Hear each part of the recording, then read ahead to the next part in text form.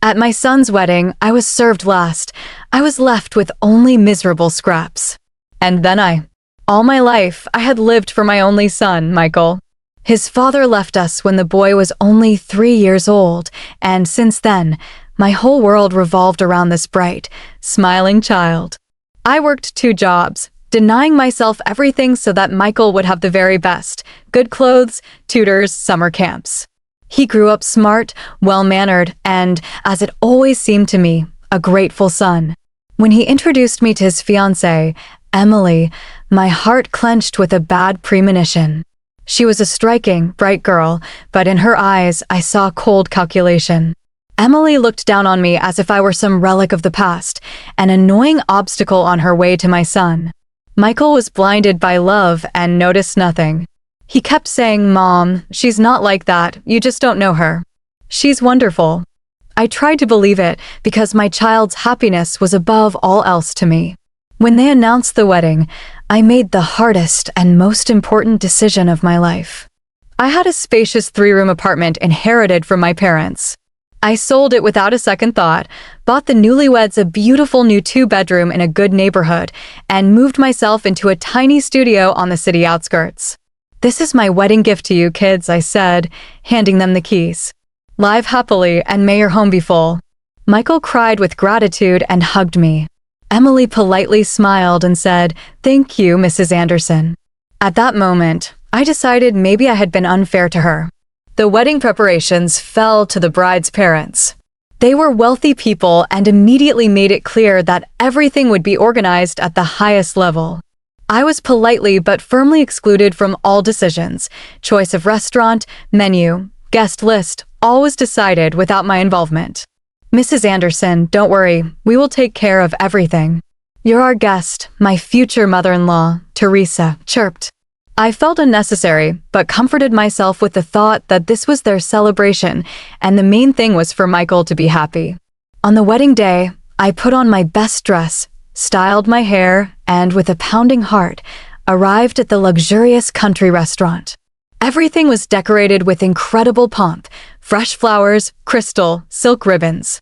There were many guests, mostly from the bride's side, some important partners of her father, their lavishly dressed wives, fashionable youth. From my side, only a few people, my sister and a couple of old friends. When seating began, I was surprised to find my place not at the main table with the newlyweds and their parents, but somewhere at the very end of the hall, at a table with some distant relatives of Emily whom I had never seen before in my life. My son, my Michael, didn't even look in my direction. He was absorbed by his beautiful wife, laughing at her jokes and looking at her with adoration. My heart ached, but I told myself these were small things, not to spoil my son's celebration. The festivity went on, toasts were made, everyone shouted cheers, all were merry, and I sat at my distant table feeling invisible. My table neighbors discussed their affairs, paying me no attention. When the waiters began serving hot dishes, I realized with horror that they simply didn't reach our table. They served the central tables, refilled drinks for important guests, while our corner of the hall seemed to not exist. My sister tried to call the waiter, but he just waved his hand as if to say soon, soon. Half an hour passed, the guests were finishing their meals, and on our table remained only empty plates. Finally, a young waiter came to me with a large tray. I sighed with relief, but instead of placing a plate with fragrant meat and vegetables in front of me, he began scraping scraps from the neighboring, already emptying tables onto it, then with a crooked smirk put a plate before me with the pitiful remains, a couple of potatoes, sauce smeared on the edge, and a piece of some vegetable.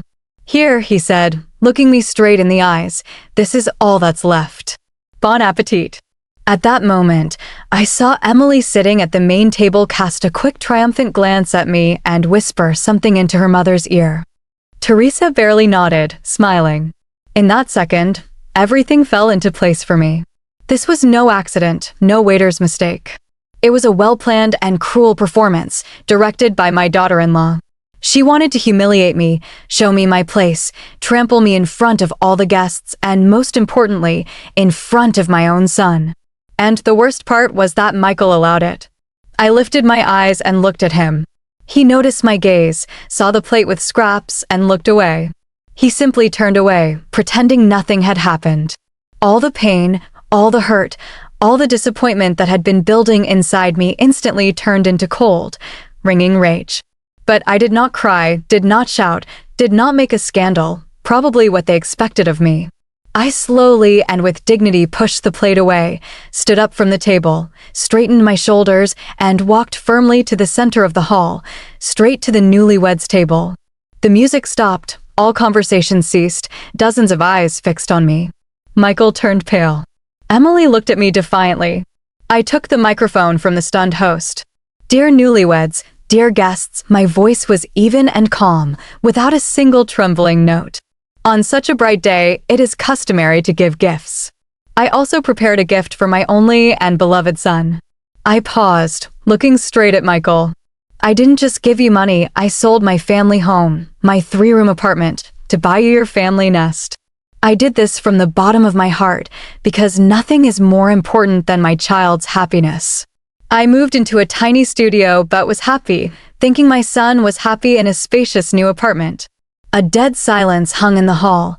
The guests, especially those from the bride's side, exchanged astonished looks. But today I understood, I continued, my voice becoming firmer, that my gift was not appreciated, just as I myself was not appreciated. And a gift that is not valued, that is thrown underfoot along with your love and your soul, should not belong to someone who does not deserve it. I turned to Emily, who sat with a stone face. I thought I was giving an apartment to my son, but now I see it was just an entry ticket to your family. So this ticket is revoked. Then I looked at my son, at his battered, confused face. Michael, the apartment was registered in my name, not yours. I wrote a deed of gift to you, but tomorrow morning I'm going to the notary to revoke it. This is also my wedding gift to you, a lesson that you cannot allow someone to trample on the one who gave you life. Goodbye. I put the microphone down on the table and without looking back walked out to stunned silence from the whole hall. Outside, Emily's shout and my son's confused voice chased me. Mom, wait. But I didn't stop. I got into a taxi and left. For the first time in many years, I felt not pain, but relief and the certainty that I was right. The next day, as promised, I revoked the deed. Hell began. Michael called me, crying and begging, saying he knew nothing, that Emily had deceived him. Her parents called, threatening lawsuits, shouting that I had ruined their daughter's life. I stood firm. A week later, Michael came to my tiny studio. He told me that as soon as Emily realized there would be no apartment, she showed her true face. Their great love did not survive the first test. He asked for forgiveness and said he understood everything.